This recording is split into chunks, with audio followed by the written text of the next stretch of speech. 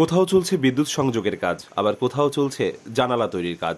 এখনো সংযোগ স্থাপন করা হয়নি লিফটের। 2017 সালে বরিশাল নগরীর আমানতগঞ্জে শুরু হওয়া 200 শয্যার শহীদ সুকান্তবাবু শিশু হাসপাতালটির নির্মাণ কাজ শেষ হবার কথা ছিল 2019 সালে। নির্ধারিত সময়ের পর 5 বছর মেয়াদ বাড়িয়ে 2024 সালের জুনে হস্তান্তরের কথা থাকলেও তা নিয়ে সংশয় দেখা দিয়েছে।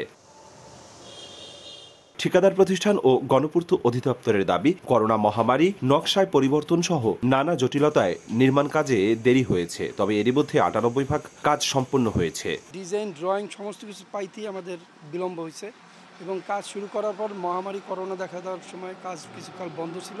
এই সব কিছু মিলেই আসলে সময়টা ব্যাপ্তিটা একটু বড় হয়ে গেছে। আশা করি এই জুন মাসের মধ্যে কাজ সম্পন্ন করতে পারবো এবং প্রত্যাশী সংস্থা থেকে আমরা হস্তান্তর করতে পারবো।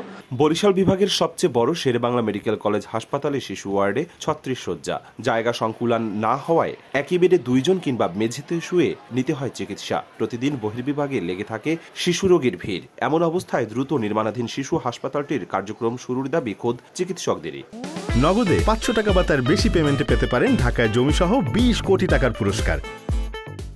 টোটাল বরিশালের শিশুদের চিকিৎসার জন্য আর কোনো প্রতিষ্ঠান নাই। যত দ্রুত সম্ভব এই হাসপাতাল চালু করা যায় তার জন্য মাননীয় প্রধানমন্ত্রীর কাছে অনুরোধ জানাইতেছি। স্বাস্থ্য বিভাগের দাবি, শহীদ সুকান্তবাবু শিশু হাসপাতালটির নির্মাণ কাজ দ্রুত শেষ করতে উদ্যোগ নিয়েছেন তারা। চলতি বছরে চিকিৎসক, নার্স ও স্টাফ নিয়োগ দেওয়ার পাশাপাশি চিকিৎসা কার্যক্রম চালু করার কথা জানান বিভাগীয় স্বাস্থ্য পরিচালক। হাসপাতাল হস্তান্তরের সাথে সাথে আমি ঊর্ধ্বতন কর্তৃপক্ষ, আমি বলতে চাই মন্ত্রণালয় এবং অধিদপ্তরের সাথে যোগাযোগ করে খুব দ্রুত সম্ভব এখানে জনবল যাতে পদায়ন করা যায় এবং কার্যক্রম শুরু করা যায় সেজন্য আমি দ্রুত ব্যবস্থা নেব। 19,48,51,051 টাকা ব্যয় হচ্ছে অত্যাধুনিক শিশু হাসপাতালটি। প্রথম তলায় থাকবে জরুরি রেডিওলজি, ডায়াগনস্টিক ও ওষুধ সরবরাহ বিভাগ। দ্বিতীয় তলায় বহির্বিভাগ, থেরাপি, ডায়াগনস্টিক ও প্যাথোলজি বিভাগ। তৃতীয় তলায় থাকবে neonatal ICU, operation block, conference room, অস্ত্রোপচার পরবর্তী সেবা ব্লক। চতুর্থ তলায় থাকবে প্রশাসনিক ব্লক, সাধারণ শিশু ward, neonatal care unit, canteen, অস্ত্রোপচার ব্লক ও সম্মেলন কক্ষ। অপূর্ব অপু, সময় সংবাদ, বরিশাল।